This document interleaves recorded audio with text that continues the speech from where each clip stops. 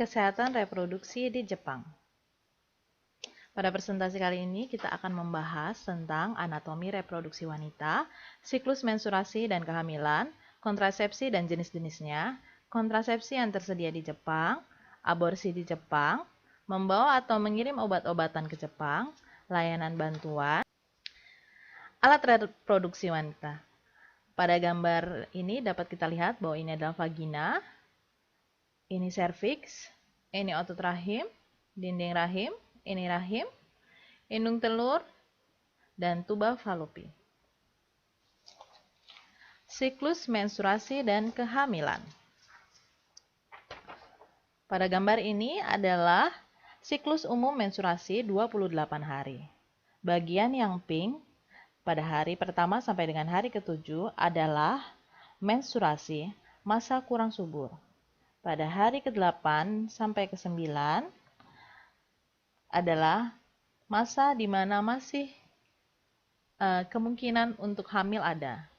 Kemudian pada bagian yang hijau hari ke-10 sampai ke-14 ini adalah ovulasi, masa subur, masa terbaik untuk terjadinya pembuahan atau kehamilan. Berikutnya pada hari 15 sampai dengan 16 masih ada kemungkinan untuk dapat hamil. Sedangkan pada hari ke-17 sampai ke-28 ini sudah terjadi penebalan dari dinding rahim sehingga tidak mungkin terjadi kehamilan. Sedangkan pada bagian yang kanan ini adalah proses dari ovulasi sampai implantasi. Nomor 1 oosit letaknya di sini. Kemudian fertilisasi terjadi pada nomor 2,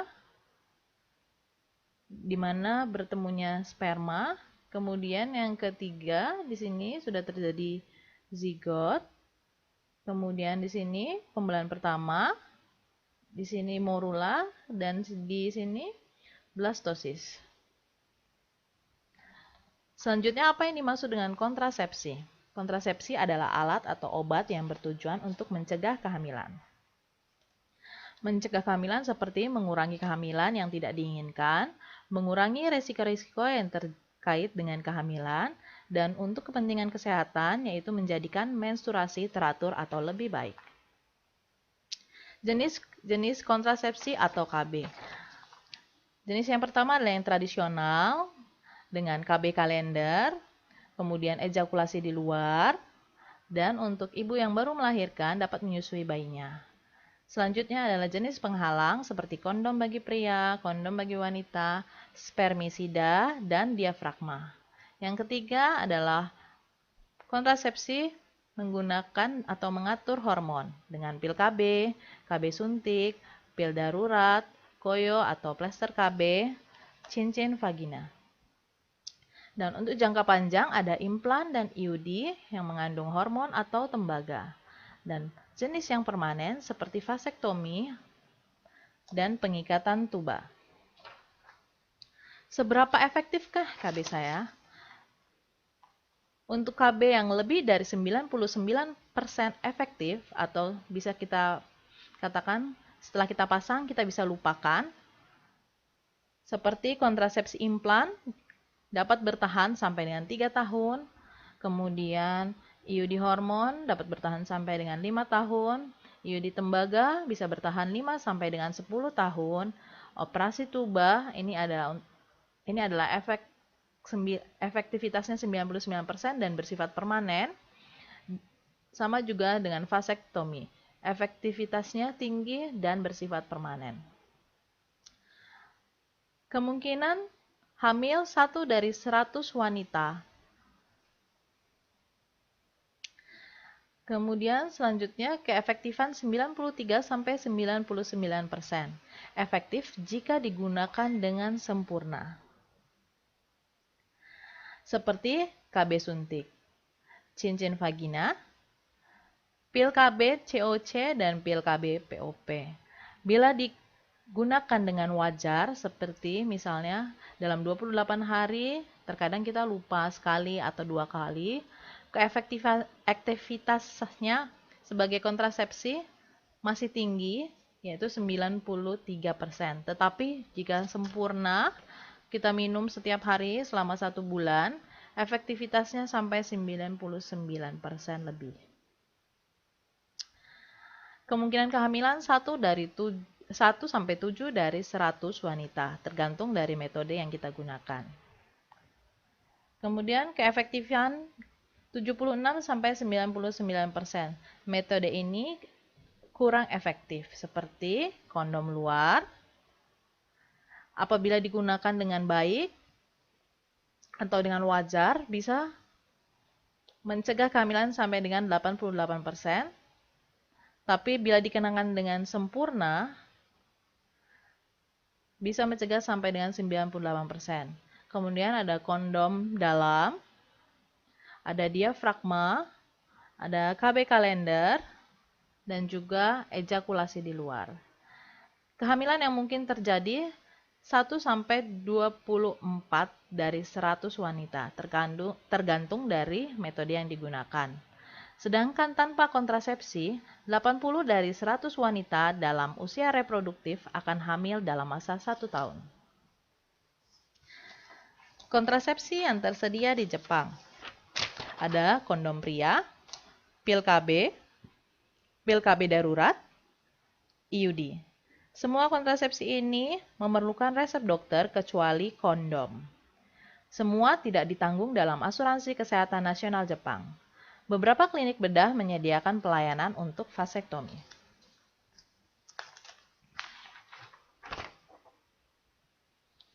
Kontrasepsi yang tidak tersedia di Jepang, cincin vagina, KB suntik, implan.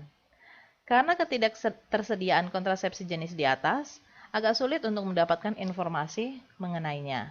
Karenanya akan sulit juga untuk mencari dokter atau klinik yang bersedia untuk melepas implan. Sebenarnya ada lebih banyak jenis kontrasepsi yang tersedia di Jepang. Namun yang diperlihatkan di slide ini hanya untuk menunjukkan perbedaan antara Jepang dan Indonesia. Kita akan bahas satu persatu, yaitu pertama kondom. Keuntungannya tidak diperlukan pemeriksaan kesehatan, tidak memerlukan resep dokter, tanpa efek samping, murah, dan sangat mudah didapatkan, bahkan dijual di konbini dan toko 100 yen. Kondom adalah satu-satunya alat kontrasepsi yang bisa mencegah penularan penyakit seksual seperti HIV, hepatitis B, sifilis, dan lainnya. Harap diperhatikan kondom robek atau tidak. Dan jangan dipakai jika sudah kadaluarsa, apalagi sudah berlubang. Selanjutnya pil KB. Ini adalah pil harian dengan dosis rendah, dibutuhkan resep dokter, yaitu biasanya bulanan. Harganya sekitar 2.000 sampai 3.000 yen per bulan, tapi pada kunjungan awal mengeluarkan biaya sekitar 10.000 yen untuk biaya kunjungan awal, pemeriksaan darah, dan diagnosis yang lain. Ada kemungkinan ditanggung asuransi jika tujuan dari penggunaan pil KB bukan untuk kontrasepsi. Pil KB juga digunakan untuk masalah kandungan seperti pengaturan siklus menstruasi, pendarahan hebat, endometriosis, dan lain sebagainya. Pil KB darurat juga disebut sebagai morning after pill. Diperlukan resep dokter untuk membelinya, harganya sekitar 10.000 yen. 2 dosis pil dengan jarak antar pil 12 jam, diminum dalam waktu 72 jam setelah berhubungan. Norlevo adalah satu-satunya merek yang tersedia di Jepang. Obat ini efektif dalam masa 72 jam setelah hubungan seksual tanpa proteksi. Ini bukan metode kontrasepsi yang umum dipakai. Pil KB darurat ini sebaiknya penggunaannya dibatasi untuk kasus darurat seperti kondom yang robek, pemerkosaan, dan lain sebagainya. Karena apabila wanita sering menggunakan obat ini, tidak baik untuk kesehatannya. IUD. Alat kontrasepsi kecil berbahan plastik lentur yang mengandung kawat tembaga atau hormon progesteron dosis rendah yang dimasukkan ke dalam rahim. Dapat bertahan antara 5 sampai 10 tahun. Harganya sekitar 30.000 sampai 80.000 yen. Beberapa klinik hanya menawarkan pemasangan IUD khusus bagi wanita yang baru saja melahirkan. Selain itu, tidak melayani pemasangan IUD.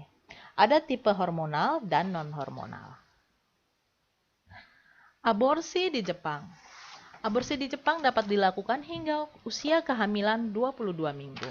Syarat-syarat untuk aborsi, kehamilan tersebut dianggap membahayakan ibu secara fisik maupun ekonomi. Kehamilan tersebut berasal dari tindakan yang diakibatkan pemerkosaan. Syarat hukumnya bagi yang sudah menikah adalah tanda tangan suami, dan bagi yang belum menikah tidak diperlukan tanda tangan pasangannya. Aborsi dengan menggunakan pil adalah ilegal di Jepang. Aborsi yang dilakukan tanpa mengikuti aturan bisa mengakibatkan penangkapan dan hukuman penjara selama 1 tahun.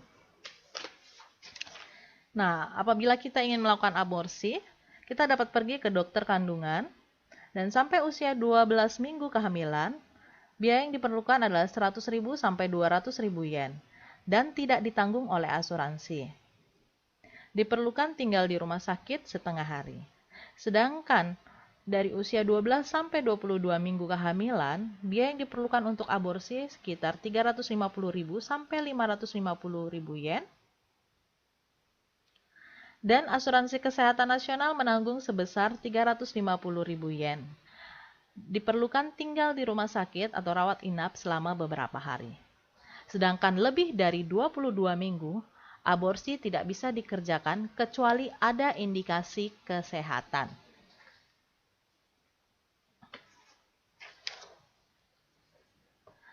Bisakah saya mengirim atau membawa obat-obatan yang diresepkan dokter ke Jepang? Bisa, jika ditujukan untuk penggunaan pribadi. Tidak dilarang oleh hukum di Jepang. Obat tersebut pemakaiannya tidak diatur secara khusus di Jepang. Jumlahnya tidak melebihi stok selama 1 bulan. Obat-obatan psikiatri tidak diperkenankan. Sumbernya dapat kita lihat dalam website berikut. Dan bagaimana cara membawa persediaan obat untuk masa lebih dari 1 bulan? Diperlukan permohonan sertifikat impor obat yang disebut sebagai Yakan Shome. Dari pengajuan hingga menerima sertifikat impor obat memerlukan waktu sekitar 2 minggu. Untuk informasi lebih lanjut, silakan merujuk pada website di bawah ini. Berikut adalah beberapa istilah Jepang yang penting. Kontrasepsi atau KB, hinin. Kondom, kondomu. Pil KB, teiyoryo pilu. Pil KB darurat, kinkyu hininyaku atau aftapiru. Aborsi, chusetsu. Dokter kandungan dan kebidanan, sanfunjinka. Layanan bantuan dapat kita cek pada website berikut ini atau telepon di nomor ini setiap hari mulai dari jam 9 pagi sampai dengan 11 malam.